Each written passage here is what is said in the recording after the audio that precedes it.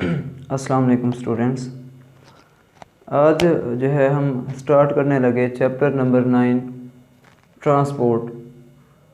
तो ट्रांसपोर्ट में हमारे पास ये लॉन्ग क्वेश्चन है। पहला वाटर एंड आयंस अपटेक, कि वाटर जो है और आयंस का जो है पौधों में रूट से एरियल पार्ट से ऊपर वाला जो है हिस्सों में मूव करना। अब आयंस की बात करें तो ये आयंस जो हैं वो 3 तरह के हो सकते हैं। या नाइट्रेट्स हो सकते हैं, फॉस्फेट्स हैं, या पोटाशियम के आयंस हैं। तो इसमें नाइट्रेट्स जो है, दूसरे जो हैं वो पोटासियम हो गए, और तीसरा हम कह देते हैं कि हमारे पास जो है फॉस्फेट्स। और वाटर जो है इनका अपटेक कैसे होगा, देखें इसमें हमने कुछ टर्म्स को हमने अंडरस्टैंड करना है।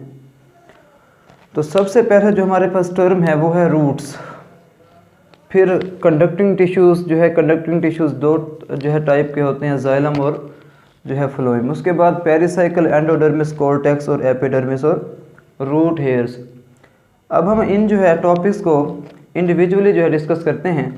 तो सबसे पहले हम एक डायग्राम बनाते हैं, फिर जो है आपको समझ आएगा। देखें ये हम कंडक्टिंग टिश्यूज़ जो है बना रहे हैं, ये इस तरह से डायग्राम जो है पेपर में आपने लाजमी बनानी होती है। तो ये हमारे पास कंडक्टिंग टिश्यूज़ हो गए। इनका नाम है जी जाइलम। जाइलम के ऊपर एक थिक सी लेयर होती है, थिन वॉल्ड जो है नैरो सेल्स की, ये एक थिक लेयर होती है जिसे हम कहते हैं पेरिसाइकल। अच्छा, उसके बाद पेरिसाइकल जो है आगे अटैच होती है थिन वॉल्ड सेल से, जिसका नाम होता है हमारे पास एंडोडर्मिस। अब ये हमारे पास है एंडोडर्मिस। उसके बाद एक रीजन आता है, ब्रॉड रीजन होता है बड़ा सा। तो बस इतनी काफ़ी है।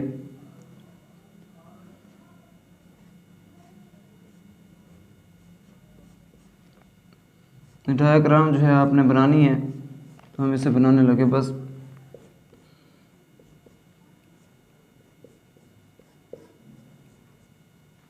उसके बाहर हमारे पास जो है लगी होती है जनाब एपिडर्मिस, और एपिडर्मिस के आगे जो है लगे होते हैं रूट हेयर्स। ये इस तरह के जो है रूट हेयर्स हैं, इस तरह से। तो जाइलम सेल्स, उसके ऊपर ये जो थिक सी लेयर लगी हुई है हमारे पास, इसे हम कहते हैं ये पेरिसाइकल। अच्छा जी, इसके बाद ये हमारे पास जो है एंडोडर्मिस, और ये जो ब्रॉड सा रीजन है इसे कहते हैं कॉर्टेक्स। फिर हमारे पास जो है एपिडर्मिस, और उसके बाद जो है ये है जी रूट हेयर्स। अब हम पढ़ेंगे कि वाटर और आयंस का अपटेक होता कैसे है। तो इसमें सबसे पहले जो है हमने एक पॉइंट बनाना है, उसका नाम है वर्क ऑफ रूट्स। कि रूट्स का जो है वर्क क्या होता है। तो रूट्स का जो वर्क होता है वो 3 वर्क होते हैं। सबसे पहला जो है एब्जॉर्ब करता है आयंस को और वाटर को। दूसरा जो है प्रोवाइड करता है 2 टिश्यूज़ को, कंडक्टिंग टिश्यूज जाइलम और फ्लोएम।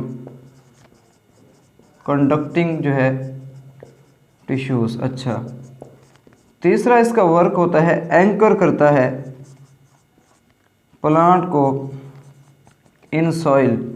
एंकर का मतलब होता है गाढ़े रखना, ज़मीन के अंदर जो है दबाए रखना। तो ये 3 वर्क्स होते हैं जो है रूट के। उसके बाद हम अपने अपने जो ये इंडिविजुअल पॉइंट्स हैं उन्हें डिस्कस करने लगे कि कैसे कैसे जो है वाटर और आयंस जो है अपटेक होते हैं, ऊपर मूव कर।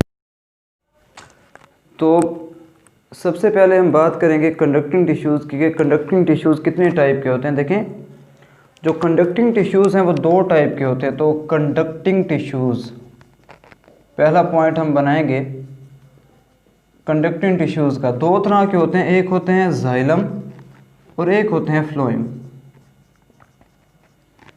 अब होता क्या है कि ये सेंटर में होते हैं, जो रूट है उसके सेंटर में इन्होंने एक रॉड शेप कोर बनाई हुई होती है। मिसाल के तौर पर देखें, स्क्रीन में हम देखें तो ये सेंटर में हमारे पास जो है रोड शेप जो है वो कोर बनाते हैं, होते हैं ये सेंटर में इस तरह से। मैं कहता हूँ ये हमारे पास एक रूट है। अच्छा, ये थ्रू आउट द रूट इस तरह से इन्होंने कोर बनाई हुई होती है, एक जो है रोड बनाया हुआ होता है, तो ये इनका काम होता है। रूट में स्क्रीन में हम देख सकते हैं कि ऐसे जो है इन्होंने एंड तक, रूट के एंड तक जो है ये कोर जो है जाती है। अच्छा जी, दूसरा हमने जो पॉइंट बनाना है वो हमारे पास है जी पेरिसाइकल।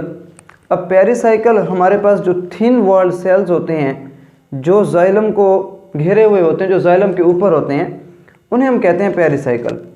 उसके बाद हमारे पास एक और जो है लेयर होती है नैरो सेल्स की, सिंगल सेल्स होते हैं जिन्हें हम कहते हैं कि हमारे पास ये एंडोडर्मिस। एंडोडर्मिस के बाद हमारे पास ये ब्रॉड सा रीजन होता है, इसे हम कॉर्टेक्स कहते हैं। अब देखें ये जो चैनल्स हैं एक दूसरे से कनेक्टेड हैं, तो इन कनेक्टेड चैनल्स को कहते हैं प्लाज्मोडेस्माटा। प्लाज्मोडेस्माटा के बाद एक और जो है हमारे पास सिंगल सेल लेयर होती है जिसे हम एपिडर्मिस कहते हैं।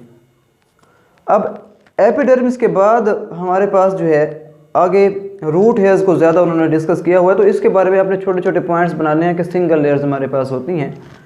तो अब हम बात करने लगे रूट हेयर्स की। जो सबसे अहम हमारे पास जो है यहाँ पर टॉपिक है कि रूट हेयर्स क्या होते हैं, आपने पॉइंट बनाने हैं, हर किसी का अलग-अलग पॉइंट बनाना है। तो रूट हेयर्स देखें स्क्रीन में भी आप देख सकते हैं, रूट हेयर्स एक्चुअली होते क्या हैं। रूट हेयर्स की यही डेफिनेशन है कि वो एक्सटेंशंस होती हैं जो है किसकी, एपिडर्मिस की। तो डेफिनेशन करते हैं एक्सटेंशंस, एक्सटेंशंस का मतलब बढ़ा हुआ होना, हिस्से का बढ़ जाना, ऑफ एपिडर्मिस। जो एपिडर्मिस है उसकी एक्सटेंशंस को हम कहते हैं कि ये जी रूट हेयर्स हैं, इसकी डेफिनेशन। अब इसका वर्क की बात करते हैं। इसका वर्क एब्जॉर्ब करते हैं न्यूट्रिएंट्स को एंड वाटर फ्रॉम सॉइल, एक इसका ये काम हुआ। अच्छा, इसका दूसरा क्या काम है? इसका जो दूसरा काम है वो ये होता है कि इंक्रीज करते हैं सरफेस एरिया का। इंक्रीज, जितना ज़्यादा जो है रूट का सरफेस एरिया ज़्यादा होगा उतनी प्रोबेबिलिटी, चांस होगा कि वो ज़्यादा से ज़्यादा वाटर को और साल्ट्स को एब्जॉर्ब करे। अच्छा जी, ये एब्जॉर्ब तो होते हैं, वाटर भी एब्जॉर्ब होता है और आयंस भी जो है एब्जॉर्ब होते हैं, मगर वो कैसे, वाटर, आयंस और साल्ट कैसे एब्जॉर्ब होते हैं? देखें, होता ये है कि हमारे पास जो रूट हेयर्स हैं उनके जो साइटोप्लाज्म होते हैं तो उसके साइटोप्लाज्म में साल्ट की कंसंट्रेशन होती है ज़्यादा। तो ये बात हम चौथे चैप्टर में पढ़ चुके कि जहाँ पर साल्ट्स की या सोल्यूट की कंसंट्रेशन ज़्यादा होती है वहाँ ऑटोमेटिकली वाटर की कंसंट्रेशन कम हो जाती है। और वाटर की क्वालिटी है कि वो क्या करता है, हमेशा ज़्यादा से कम की तरफ मूव करता है। तो मतलब जहाँ पर सोल्यूट ज़्यादा होता है वहाँ पे वाटर आ जाता है। ऑस्मोसिस की डेफिनेशन हम पढ़ चुके कि ऑस्मोसिस हमारे पास जो है मूवमेंट है वाटर मॉलिक्यूल्स की from area of higher concentration to the area of lower concentration. अब ये हमारे पास हम क्या देते हैं कि सॉइल है, तो जब इनके साइटोप्लाज्म में, रूट हेयर के साइटोप्लाज्म में साल्ट ज़्यादा हैं तो ऑटोमेटिकली वाटर कम होगा, तो वाटर जो है यहाँ से इधर मूव कर जाता है एक प्रोसेस के ज़रिए जिसका नाम है ऑस्मोसिस।